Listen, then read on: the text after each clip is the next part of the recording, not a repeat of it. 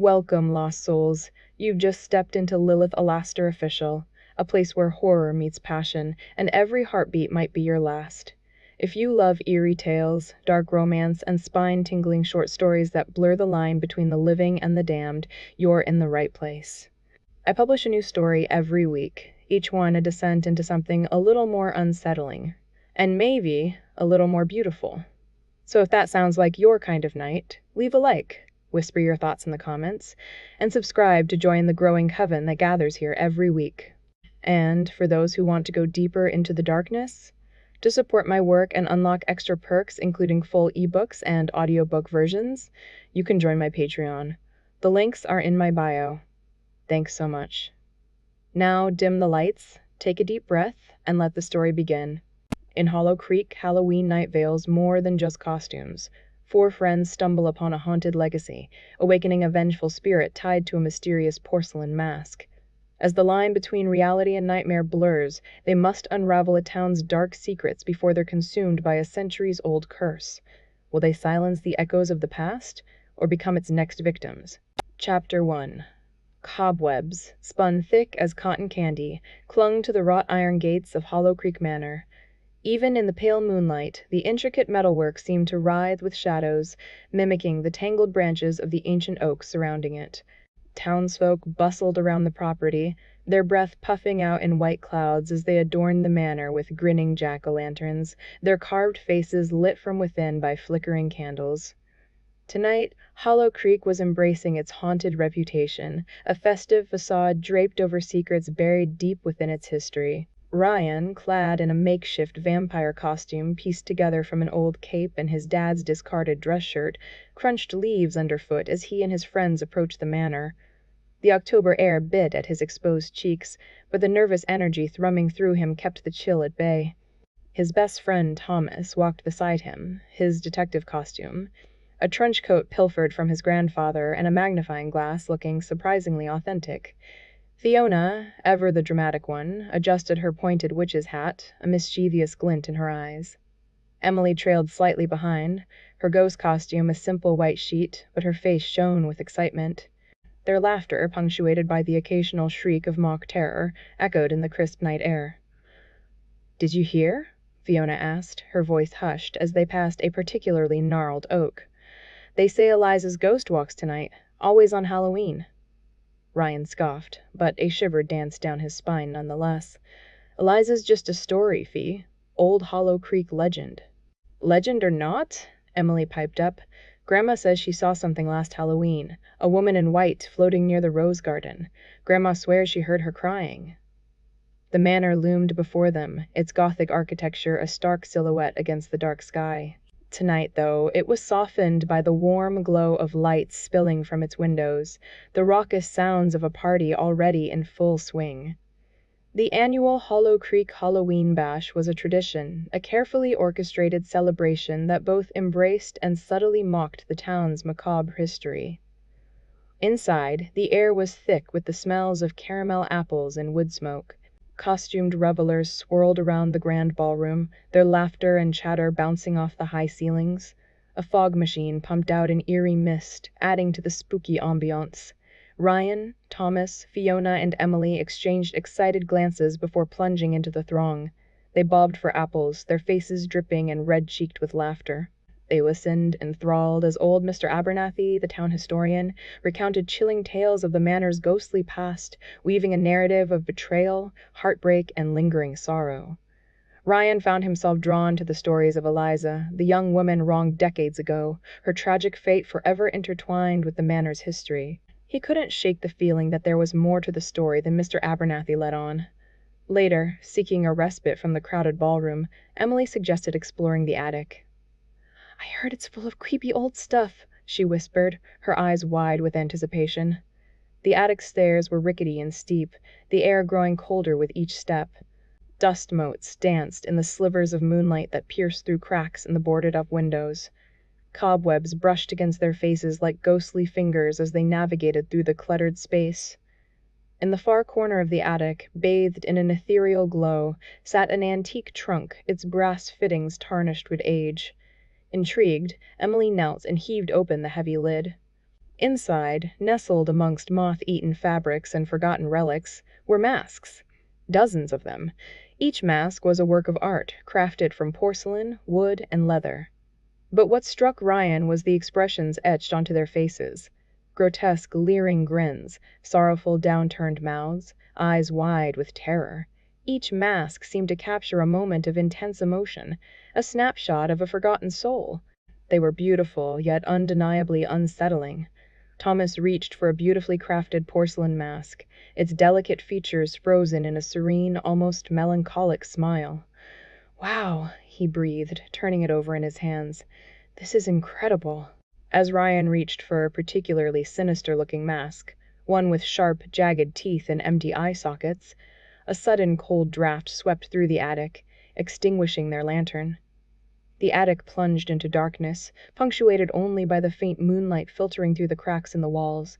A collective gasp rippled through the group. "What was that?" Fiona whispered, her voice trembling. The silence stretched, thick and heavy, broken only by the frantic thumping of Ryan's heart. He fumbled for his lighter, his fingers slick with sweat. With a flick of his thumb, a tiny flame burst to life, casting dancing shadows on the walls. As the light illuminated the attic once more, he saw Thomas, still holding the porcelain mask. But something was different. His eyes seemed glazed over, and an unfamiliar, almost predatory glint flickered within them. Chapter 2. The antique trunk was a chaotic jumble of forgotten memories. Rusted buckles, tarnished silver lockets, and moth-eaten velvet linings spilled from its maw. The air around it hung thick with the scent of dust and decay, tinged with something acrid, almost metallic, that teased at Ryan's nostrils. He wrinkled his nose, pulling back, but Thomas was already sifting through the pile, his eyes alight with that characteristic hunter's gleam that always preceded trouble. "Whoa," Thomas breathed, pulling out a mask. It wasn't the cheap plastic kind that littered the party. This was something else entirely. A porcelain face, delicately crafted, with impossibly long black lashes painted around hollow eyes. A crimson slash of a mouth was frozen in an unsettling smile. It was beautiful, terrifying, and undeniably captivating. "Don't, man," Ryan said, a tremor of unease prickling his skin. "That thing looks wrong." Thomas scoffed, ignoring him. "Wrong? It looks awesome. Imagine wearing this. Everyone would be so jealous." Ryan persisted. "Mr. Abernathy said they weren't for touching, something about echoes." He trailed off, unsure how to verbalize his own disquiet. It wasn't just the caretaker's warning, it was something deeper, a sense of wrongness emanating from the mask itself. Driven by a strange compulsion, Thomas raised the mask, the pale curve of its cheek catching the dim light filtering through the manor's dusty windows. A hush fell over the room as the other kids watched, drawn by its enigmatic allure. "Thomas, seriously," Ryan pleaded, his voice barely a whisper. He reached out, but it was too late. Thomas carefully placed the porcelain over his face. A collective gasp ran through the small crowd. For a moment, nothing happened. Then Thomas flinched. "Cold," he muttered, his voice muffled by the porcelain. "Really cold." He started to pull it away, panic flaring in his eyes. "I can't. It's stuck." His fingers clawed at the edges of the mask, but it wouldn't budge. A strange, sickening silence descended as they all watched, frozen in horror. Thomas's movements became frantic, then abruptly ceased. His hands stilled, dropping to his sides. He stood motionless, like a mannequin in a macabre display. "Thomas?" Ryan asked, his voice laced with fear. He stepped forward, reaching for his friend's arm. "Are you okay?" No response. Ryan's fingers brushed against Thomas's sleeve. He pulled back as if burned. There was something undeniably wrong. The air around Thomas seemed to crackle with an unseen energy. "Thomas, this isn't funny," Ryan said, his voice shaking. Then Thomas moved. It started with a twitch, a barely perceptible flicker in the mask's painted smile. A detail so subtle, so minute, that Ryan almost dismissed it as a trick of the light. But it was there. A tightening of the porcelain lips, a hint of something cruel lurking beneath the surface. A tremor ran through Ryan, sending icy tendrils down his spine. The Halloween parade was in full swing, the air thick with the scent of caramel apples and the cacophony of laughter and cheap horns. Ryan scanned the crowd, his gaze darting nervously from one costumed figure to the next. He found Thomas standing silently near the old fountain, the porcelain mask gleaming unnaturally in the fading light. "Dude, you're creeping everyone out," Ryan said, trying to keep his voice light. "You haven't said a word since the manor. Take the mask off, okay?" Thomas didn't respond, his stillness unnerving. He simply stared straight ahead, his posture stiff and unnatural. The painted smile seemed wider now, more pronounced, its cheerfulness, a grotesque mockery of the festive atmosphere. Ryan reached out again, his hand hovering near the mask. He hesitated. There was something in the air around Thomas, a palpable sense of wrongness that made his skin crawl. "Thomas, come on, man," Ryan pleaded. "It's just a mask." Then Thomas spoke.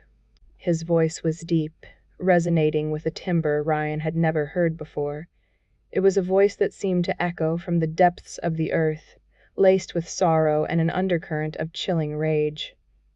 "Injustice festers like a poisoned wound," Thomas rasped, his words precise and deliberate. "For too long, the guilty have walked free." Ryan stumbled back, his heart pounding in his chest. That wasn't Thomas's voice. That was something else, something ancient and malevolent. A small crowd had gathered, drawn by the strange spectacle. They shifted uneasily, their laughter dying in their throats. "Who are you talking about?" Ryan whispered, his voice trembling. Thomas turned his masked face towards him, the painted eyes seeming to bore into his soul. "Eliza. Do you know her name, detective? Do you know what they did to her?" Ryan swallowed hard, his mind racing. Eliza, the ghost of Hollow Creek, the wronged woman whose tragic tale was whispered in hushed tones around campfires. "She was betrayed," Thomas continued, his voice rising in intensity. "Robbed of her life, her happiness, her very soul. And they celebrated their treachery." He recounted the details of a centuries-old injustice with unnerving accuracy, his words painting a vivid picture of betrayal and cruelty. The crowd listened in stunned silence, their faces pale in the flickering light of the parade torches. Some began to weep, sensing something raw and real in Thomas's words. Ryan felt a cold dread wash over him. This was more than just a costume, more than just a prank. The mask had awakened something inside Thomas, something dark and vengeful, and it was only just beginning. The town's historical play was held in the town square, a yearly tradition showcasing Hollow Creek's founding. This year, of course, it was Halloween-themed, with more ghosts and goblins than usual. Ryan watched anxiously from the sidelines, his eyes fixed on Thomas. He had tried to convince him to take off the mask, but Thomas refused, claiming it was part of his performance. As the play progressed, Ryan's unease grew. Thomas, still masked, played a minor role, a townsperson offering a toast. But when he stepped forward to deliver Eliza's soliloquy, everything changed. The words, usually delivered with a theatrical flourish, became a raw, heart-wrenching lament. Thomas spoke of lost love, shattered dreams, and the crushing weight of betrayal. His voice cracked with emotion, his body trembling with suppressed rage. The audience was captivated. They weren't watching a play, they were witnessing something else, something real. Tears streamed down their faces as Thomas poured out Eliza's pain, his voice echoing with a sorrow that transcended time. Ryan watched, his blood turning to ice. The mask had not just changed Thomas's voice, it had given him Eliza's soul. The line between his friend and the vengeful spirit was blurring, threatening to disappear entirely, and he was running out of time to stop it. Chapter 3. The heavy oak door of the Hollow Creek archives groaned in protest as Ryan pushed it open, the sound swallowed by the oppressive silence within. Dust danced in the beam of his flashlight, illuminating rows of towering shelves packed with leather-bound volumes and yellowed documents. The air hung thick with the scent of decaying paper, a musty fragrance that spoke of forgotten secrets and buried histories. He ran a hand over the spines, the brittle pages threatening to crumble at his touch. He was searching for Eliza, for the truth behind the tragic tale Thomas was now reliving. The festive joy of Halloween night had been replaced by a chilling urgency, a need to understand the malevolent force twisting his best friend into a vengeful ghost. Hours passed, the only sound the rustle of paper as Ryan sifted through town records, old newspapers, and forgotten land deeds. The deeper he delved, the more he realized Hollow Creek was a town built on secrets, its picturesque facade masking a history of dark dealings and unspoken sins. Finally, tucked away in a forgotten corner, he found it, a slim, leather-bound diary, its cover worn smooth with age. Eliza's diary. His heart pounded in his chest as he carefully opened it, the fragile pages crackling in the silence. Eliza's words leaped from the faded ink, painting a portrait of a young woman ostracized and alone. As he read, the diary transported him to a time when whispers and rumors were as sharp as knives, when suspicion and fear could condemn a person to a life of utter isolation. Eliza described the cruel taunts, the spiteful gossip, the sense of being watched, judged, and ultimately abandoned by the town she had once called home. She wrote of her dreams, her passions, and her desperate longing for acceptance. But the pages were stained with tears, filled with desperate pleas for understanding and forgiveness. She spoke of something the town accused her of stealing, but never clarified what the item was. Ryan paused, a lump forming in his throat. The diary wasn't just a recounting of events, it was a raw, unfiltered expression of a broken heart, a testament to the devastating power of collective cruelty. He could almost feel her despair, her sense of utter hopelessness etched into every word. Tucked between the diary pages, he found a folded piece of parchment, a hand-drawn map riddled with faded ink splatters. It depicted a crude, childlike drawing of a small cabin, its location marked deep within the surrounding woods. Eliza's old home before she disappeared. A shiver ran down Ryan's spine. He knew he had to see it, and had to understand the place where Eliza had spent her final days. He folded the map carefully and tucked it into his pocket, the image of the lonely cabin seared into his mind. As he emerged from the archives, blinking in the pale morning light, a figure materialized from the shadows. Sheriff Barnes, his face etched with concern, blocked Ryan's path. The sheriff's heavy-set form seemed to fill the narrow doorway, making it hard to breathe. "What are you doing nosing around in there, Ryan?" Barnes's voice was low, a warning rumbling beneath the surface of his words. "Just doing some research, Sheriff," Ryan replied, trying to keep his voice steady. "Trying to understand what happened to Eliza." Barnes's eyes narrowed. "Some things are best left buried, son. The past is the past. It's got no bearing on what's happening now." "But what if it does?" Ryan pressed, refusing to back down. "What if Eliza's story is the key to all of this?" Barnes's face hardened. "You're playing a dangerous game, Ryan. Stirring up old ghosts can have unforeseen consequences. Some folks in this town don't take kindly to having their family history dug up." The sheriff's words hung in the air, a veiled threat laced with a hint of personal involvement. Ryan wondered what role Barnes's own family had played in Eliza's tragic story. His grandmother had warned him about this town, but he had waved her off. Now he felt he knew enough to know how little he did. "I understand, Sheriff," Ryan said slowly. "I'll be careful." Barnes grunted, his gaze lingering on Ryan for a moment before he turned and walked away, his heavy footsteps echoing in the deserted street. Ryan watched him go, a knot of suspicion tightening in his stomach. He decided not to waste any time. Backpack slung over his shoulder, he followed the winding dirt trails into the dense, overgrown woods surrounding Hollow Creek. The air grew cooler as he ventured deeper, the sunlight struggling to penetrate the thick canopy of leaves. It was eerily quiet, a silence broken only by the occasional rustle of unseen creatures in the underbrush. Guided by Eliza's map, he finally stumbled upon a dilapidated shack swallowed by the encroaching woods. The roof sagged precariously, and the walls were crumbling, revealing glimpses of the dark interior. A sense of profound sadness washed over Ryan as he stepped inside. The air was thick with the scent of decay, the weight of forgotten memories pressing down on him. A single shaft of sunlight pierced through a hole in the roof, illuminating a small, dusty corner. And there, amidst the debris and cobwebs, he saw it, a child's drawing clutched in the skeletal remains of a hand, its delicate fingers long since turned to dust. The drawing, faded and torn, depicted a smiling face beneath a radiant sun. Ryan's breath caught in his throat. He stared at the drawing, his heart aching with a sense of unbearable loss. It was a testament to shattered dreams, to a life cut short by cruelty and injustice. In that moment, standing in the ruins of Eliza's old home, Ryan understood the true nature of the mask's power. It didn't create the vengeful spirit, it merely awakened the dormant emotions, the unresolved injustices that lay buried beneath the surface of the human heart. Not only Eliza, but the people of the town as well. It was now his task to not only save his friend, but his town as well. Chapter 4. The dead of night hung heavy over Hollow Creek, a suffocating blanket woven with the scent of damp earth and decaying leaves.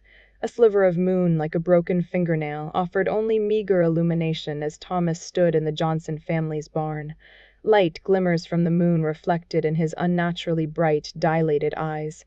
The air crackled with an energy that made Ryan's skin prickle. Around Thomas, old farming implements, a rusty scythe, a dented spade, a pitchfork with missing tines, swayed gently as if suspended by invisible strings. A voice, not Thomas's, rasped in Ryan's ears, but seemed to originate from everywhere and nowhere all at once. Use what they valued, what they built their fortunes on. Let their prosperity turn to dust. It was Eliza, whispering her cruel instructions into the night. Thomas's outstretched hand trembled slightly as he levitated the scythe higher. Ryan, hidden in the shadows of a nearby shed, felt a surge of nausea. This wasn't his friend. This was something else, something ancient and malevolent, wearing Thomas's face like a gruesome mask. "No, Thomas, stop." "This isn't you," Ryan hissed. But Thomas didn't react. The tools were floating higher, twisting in the air in a bizarre, grotesque ballet. With a final, silent command, Thomas sent the scythe crashing down towards the mayor's pristine Cadillac parked just outside the barn. The blade sliced through the tires with a sickening hiss, followed by the crinkle of shattering glass as the windshield spiderwebbed. Ryan ran to Thomas, grabbing his arm. Even through the thick denim of Thomas's jacket, Ryan felt an unnatural coldness where their skin touched. "Thomas, please, what are you doing?" Ryan pleaded, desperation lacing his voice. Thomas's head snapped towards Ryan. The face, once so familiar, was now contorted with an expression of cold fury. A flicker of something else, a ghostly shadow, danced across his features. Eliza's spectral visage, just for a fleeting second, superimposed itself over Thomas's. Now, in that instance, Ryan understood in a way he hadn't before. This wasn't just a possession, it was a merging, a twisted symbiosis of boy and vengeful spirit. "Justice," Thomas hissed, his voice a guttural growl. "They took everything from me. Now I will take everything from them." The next morning, the town buzzed with a nervous energy. The slashed tires of the mayor's car were chalked up to vandalism, attributed to discontented citizens, but the air of unease was impossible to ignore. Meanwhile, Ryan frantically researched Eliza's history at the town library, losing himself in faded documents and crumbling newspapers. Sunlight streamed through the arched windows, illuminating the dusty shelves, each laden with the town's secrets. He found it buried deep within the county archives, the records of Eliza's family's trial. The trial was a farce, the evidence circumstantial at best, and the judge, Mayor Johnson's ancestor, Judge Elmore Johnson Sr., had clearly been biased.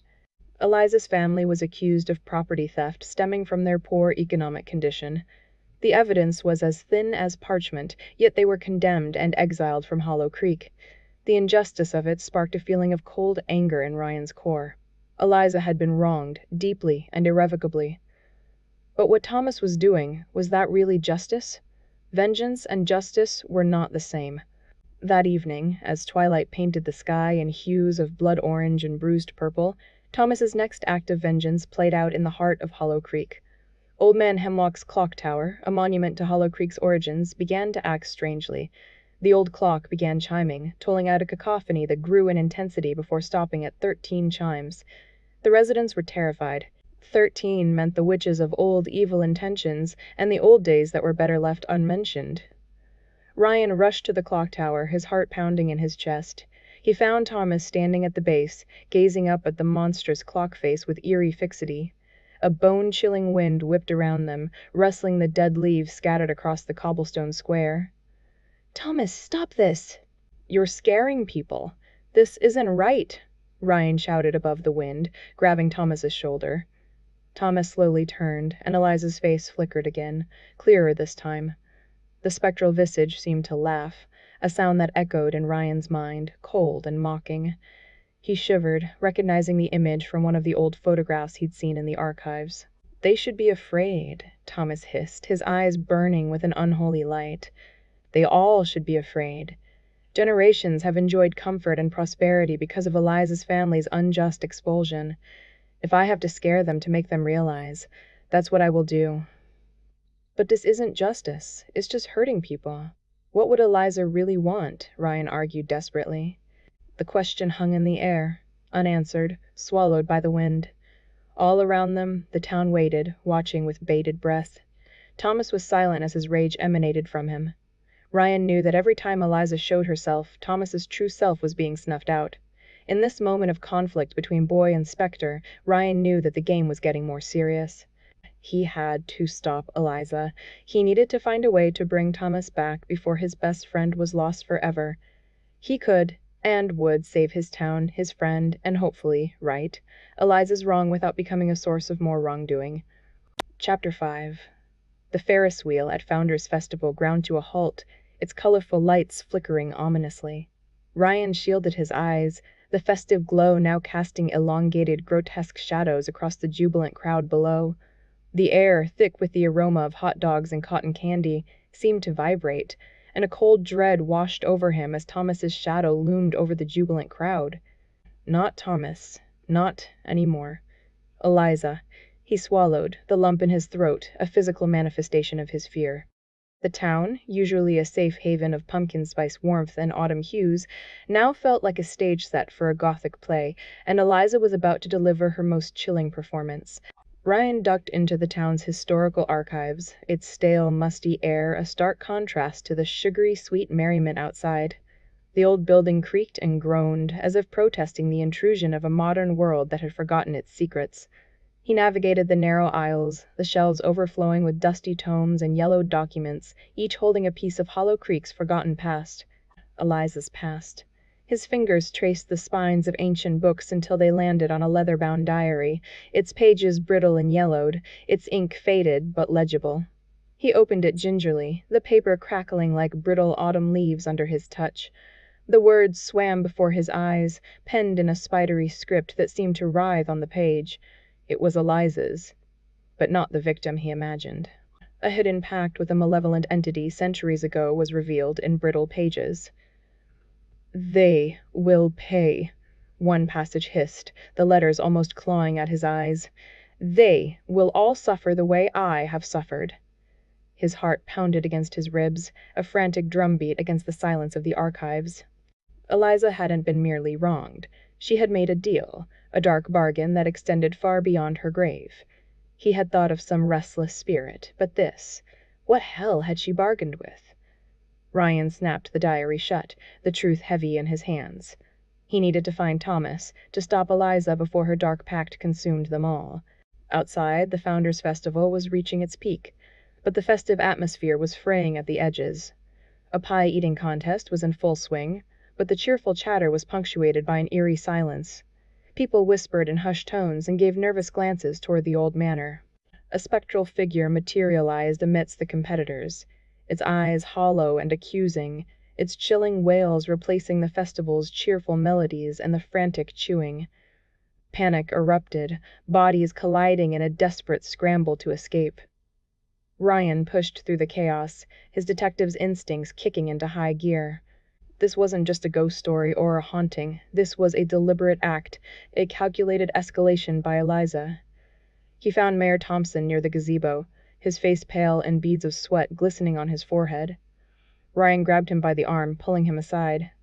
"What's going on, Mayor? What do you know about Eliza?" he demanded, his voice tight with urgency. The mayor stammered, his eyes darting around as if searching for an escape.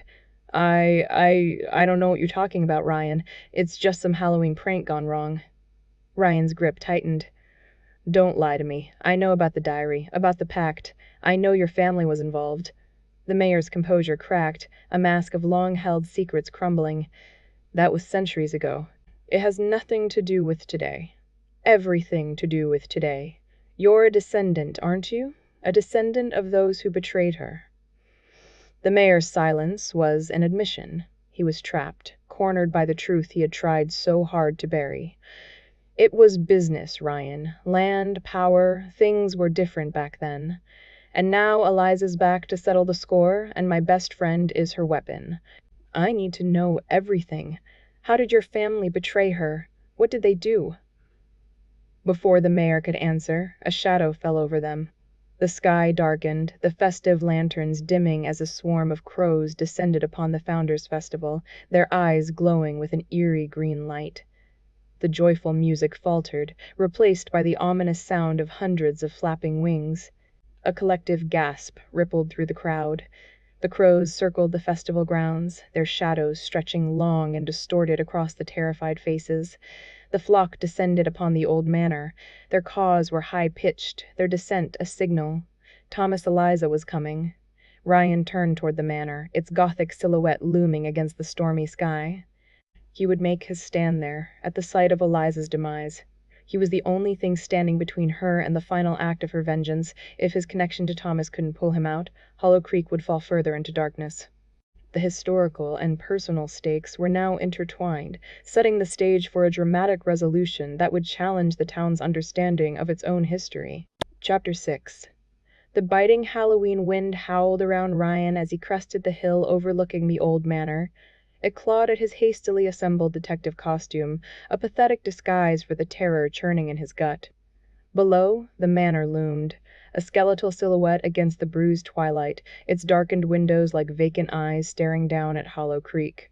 Each rustle of dead leaves, each creak of ancient timbers, seemed to whisper Eliza's name, a mournful chorus anticipating the final act of her vengeance.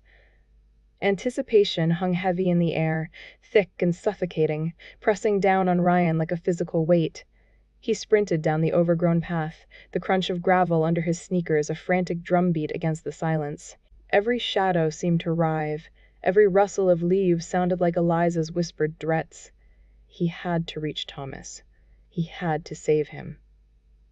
As he reached the wrought iron gates, now twisted and hanging askew, a wave of raw power slammed into him, the smell of ozone stinging his nostrils. He stumbled, catching himself against the cold metal.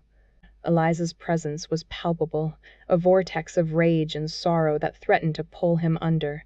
He burst through the gates and sprinted towards the manor's entrance.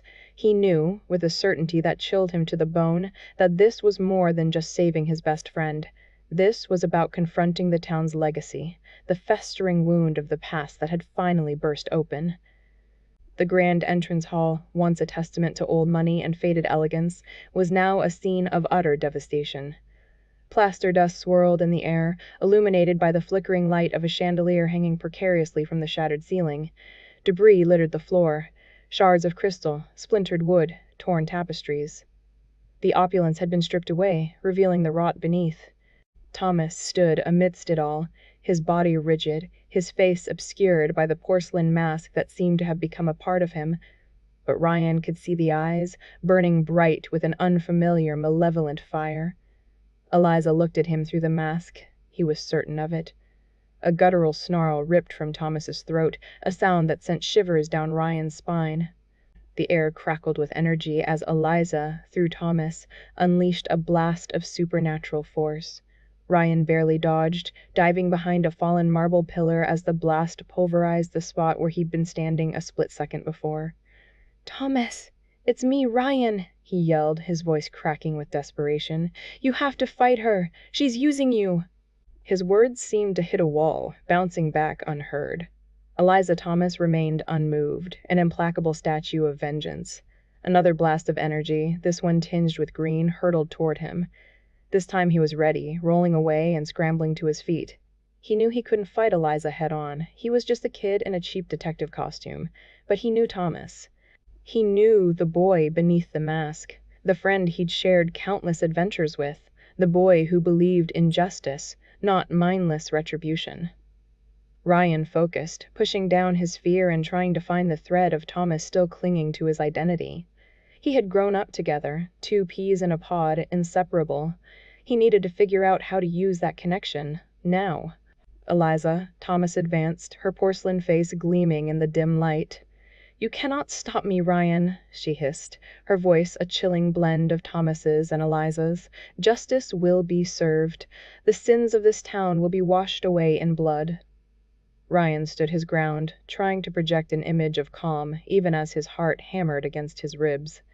"Justice isn't about killing innocent people, Eliza. It's about making things right. It's about understanding why things went wrong in the first place." He took a step forward, his voice softening. "Remember the treehouse, Thomas? We built it together, remember? We spent weeks hammering and sawing, arguing over every detail. You wouldn't let me give up, even when I messed up the roof." A flicker of confusion crossed Eliza Thomas's face, a momentary lapse in her vengeful gaze. Ryan pressed on, seizing the opportunity. "Remember that time we got lost in the woods, and you shared your last granola bar with me even though you were starving? That's the Thomas I know. That's the friend who wouldn't let anyone suffer." Another tremor ran through Eliza Thomas, her hand twitching at her side. The porcelain mask seemed to shimmer, as if struggling to maintain its hold. He tried again, pouring every ounce of his heart's connection to his friend into his voice. "Remember when we found that stray kitten, and you convinced your mom to let us keep her? You named her Justice, remember? Because you said everyone deserves a second chance." Ryan saw it then, a flicker of pain deep in Thomas's eyes, a tiny crack in the porcelain facade of Eliza's rage. The boy he knew was still in there, fighting to break free. From the hilltop, beyond the crumbling walls of the manor, the townspeople of Hollow Creek watched in stunned silence. The air vibrated with an unseen force, and the very earth seemed to groan under the weight of the past. The manor, a symbol of their town's buried secrets, appeared to crumble before their eyes, a terrifying spectacle of destruction and reckoning. They could feel, though they could not see, the battle raging within the ancient walls. A battle not of steel and magic, but of memory and hope, of loyalty and sacrifice. The past, with all its secrets and its sins, was finally coming home to roost. Chapter 7. The dim light of the town hall stretched shadows across the worn wooden floor as Ryan spoke. His voice, though still thin with the remnants of fear, resonated with conviction. He crafted a carefully constructed lie, layering it with the kind of unspoken understanding only close friends shared, a promise of escape, not just from Eliza, but from the crushing weight of her vengeance. "She'll never let you rest, Thomas," Ryan insisted, his gaze locked onto his friend's glazed eyes. "She'll use you until there's nothing left, just like they did to her." He could see the tremor in Thomas's hands as they rose to his face, the icy porcelain of the mask reflecting the flickering candlelight. A visible struggle played out across Thomas's features. The vengeful glint of Eliza was still there, but now, beneath the surface, a flicker of Thomas flickered, his brow furrowed with a pain that went beyond the supernatural, a pain of recognition, of understanding just how deeply he was being manipulated. Ryan pressed on. "This isn't you, Thomas. Don't let her win." Each word was a careful step, a prayer whispered into the darkness that something of his friend still remained within. Thomas hesitated, his fingers trembling against the cold metal clasps that held the mask secure. The silence stretched, heavy and stifling. It was a battle for Thomas's very soul, fought not with spells or incantations, but with the fragile weapon of memory and friendship. Then, with a sudden, desperate surge of strength, Thomas ripped the mask away. The action created a vacuum, a sudden rush of displaced energy that swept through the room. The candles flickered wildly, casting grotesque shadows that danced on the walls before settling back into a semblance of order. A psychic pressure, thick and cloying, seemed to dissipate, leaving a strange hollowness behind. Ryan watched, relief flooding him as Thomas gasped for air, his chest heaving. The unnatural pallor receded from his face, replaced by the familiar flush of exertion. His eyes, once clouded with Eliza's rage, regained their lost clarity. "Ryan?" Thomas whispered, his voice hoarse and raw. He looked around, confusion warring with dawning comprehension. What happened?" The relief was short-lived. Even as Thomas seemed to return to himself, Ryan sensed a lingering presence, a psychic echo of Eliza clinging to the air like a stubborn perfume. Her influence, though diminished, hadn't vanished entirely. The room remained silent save for Thomas's ragged breaths. Then, slowly, the townsfolk began to stir. The shock on their faces gave way to a dawning comprehension. They had witnessed something impossible, something that challenged the very foundations of their understanding. But beyond the supernatural spectacle, they were beginning to grasp a deeper, more unsettling truth. Sheriff Harding was the first to break the silence. What was that?" he stammered, his voice unusually shaky. Ryan glanced at Sheriff Harding, hoping that he would trust everything he had fought to secure, trust he had sought to build. Ryan took a deep breath. "It was Eliza," he said, his voice steady despite the tremor in his hands. "She was using Thomas, using the mask to finish what was started a long time ago." A murmur ran through the crowd, laced with disbelief and dawning horror. Mrs. Abernathy, the town historian, gasped, her hand flying to her mouth. "The stories," she whispered, her eyes wide with fear. They were true. Mayor Thompson stepped forward, his face a mask of denial. "This is ridiculous," he declared, his voice strained. Some childish prank gone too far. But the doubt in his own voice was evident. The events of the past few days, the escalating acts of vengeance, the undeniable presence of something malevolent, it was too much to dismiss. Ryan turned to address the crowd, his gaze sweeping over their faces. "It's not a prank," he said, his voice ringing with conviction. "Eliza was wronged. The town turned against her, and her spirit has been seeking justice ever since." He hesitated, knowing the words he was about to speak would shatter the carefully constructed facade of Hollow Creek's history. "And the truth is," he continued, "some of your families, our families, were involved." The silence that followed was deafening. Accusations passed across faces. Some in the town were experiencing their own personal traumas. Thomas struggled to lift his head. Ryan looked at Thomas. He was glad he had him back. He was also realizing the horror was only just beginning. Chapter 8. The vault's chill seeped into Ryan's bones, a damp, earthy cold that clung to him like a shroud. He held the porcelain mask gingerly, the smooth surface strangely devoid of warmth despite the chaos it had wrought. The face, with its frozen expression of sorrow and rage, seemed to stare back at him, its painted eyes holding a bottomless well of pain. He placed the mask inside the lead-lined box with a soft thud. The metal, cold and unforgiving, seemed to absorb the mask's malevolent aura, a stark contrast to the delicate porcelain. With trembling hands, he secured the lid, the click of the latch echoing in the vast chamber. This was it. He was sealing away the source of Hollow Creek's nightmare, locking away the catalyst that had turned his best friend into a vessel of vengeance. Or, at least, he hoped he was. Emerging from the manor, the afternoon sun felt weak and distant. He scanned the grounds. The festive decorations swayed gently in the breeze, ghosts of a party abruptly interrupted. The laughter, the bobbing for apples, the carefree joy, all seemed like a lifetime ago, swallowed by the darkness that had gripped the town. In the town square, Sheriff Davies stood on a makeshift stage, his voice hoarse as he addressed the assembled townsfolk. Ryan hung back, near the edge of the crowd, observing. The sheriff's words were carefully chosen, a sanitized version of the events that had transpired. He spoke of tragic accidents, of unfortunate incidents, carefully omitting any mention of vengeful spirits or possessed masks. Ryan grimaced. It was understandable, perhaps even necessary. How could one explain the unexplainable? How could he tell them that their town's dark past had risen from the grave, wearing his best friend's face? "We are a strong community," the sheriff declared, his voice gaining strength. "We will heal, we will rebuild, and we will never forget those we have lost." The crowd murmured in agreement, a mix of relief and somber remembrance washing over their faces. But Ryan saw the fear lurking in their eyes, the unspoken questions that hung in the air like the scent of wood smoke. They knew something had happened, something terrible. They just didn't know the whole truth. He spotted Old Man Hemlock sitting alone on his porch, a silhouette against the fading light. The old man's gaze was fixed on a blackwood forest, its shadowy depths now silent and still. There was a knowing glint in his eyes, a reflection of centuries of secrets witnessed and stories untold. Hemlock hadn't been fooled by the sheriff's platitudes, Ryan knew. The old man knew the true nature of Hollow Creek's darkness.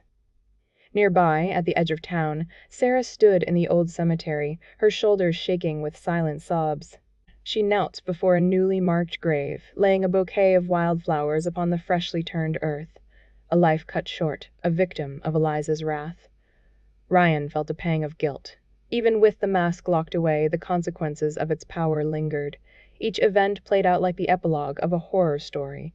But the feeling of unease wouldn't leave Ryan. It was a persistent sense that he couldn't shake. He strolled the manor grounds, the wind whipping through the ancient trees. The leaves rustled like whispered secrets, their sounds echoing in the gathering twilight. He could almost hear Eliza's voice, faint and mournful, carried on the breeze. He looked up at the manor, its darkened windows like vacant eyes. It stood as a silent sentinel, a monument to the town's tortured history. He could almost sense the weight of the past pressing down on him, the lingering presence of the wronged spirit. Had he done enough? Had he truly sealed away the darkness, or had he merely contained it? Could Hollow Creek ever truly escape its haunted legacy? He wrapped his arms around himself, fighting the chill that had nothing to do with the autumn air. The town was still standing, but what about the cracks within its foundation? The trauma of recent events would fester, and Hollow Creek would never be the same. Ryan knew that the story of Eliza was not truly over. It would become a legend, a cautionary tale whispered in the dark corners of the town. And as long as her story was told, as long as her name was spoken, her spirit would linger, waiting for the chance to rise again. The masks might remain locked away, but the darkness they had awakened remained. The cycle of vengeance, it seemed, was far from broken. It merely lay dormant, waiting for the opportune moment to rise once more.